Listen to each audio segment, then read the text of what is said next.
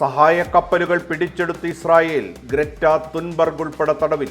ഗസക്കുമേൽ ആക്രമണം കടുപ്പിച്ചു. 65 മരണം. ഏതെങ്കിലും രാജ്യം ഖത്തറിനെ ആക്രമിച്ചാൽ US സൈനിക നടപടികൾ സ്വീകരിക്കുമെന്ന് ഉറപ്പു നൽകുന്ന ഉത്തരവിൽ ട്രംപ് ഒപ്പുവെച്ചു.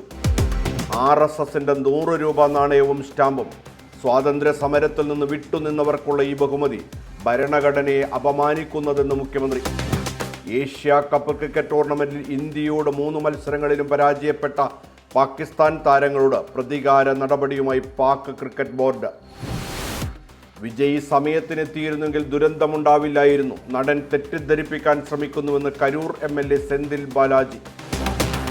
വയനാട് പുനർനിർമ്മാണം കേരളത്തിന് 260.56 കോടി രൂപ സഹായം അനുവദിച്ച കേന്ദ്രം. അസമിന് 1270.788 കോടി. ചുമ മരുന്ന് കഴിച്ചതിന് പിന്നാലെ 2 കുട്ടികൾ മരിച്ചു. 10 പേർ ചികിത്സയിൽ. മരുന്നു കഴിച്ച ഡോക്ടർ അബോധാവസ്ഥയിൽ. രാജസ്ഥാനിലാണ് സംഭവം. ഇന്ന് വിജയദശമി. അറിവിൻ്റെ ആദ്യാക്ഷരം കുറിക്കാൻ കുരുന്നുകൾ. ക്ഷേത്രങ്ങളിലും സാംസ്കാരിക കേന്ദ്രങ്ങളിലും വൻ തിരക്ക്.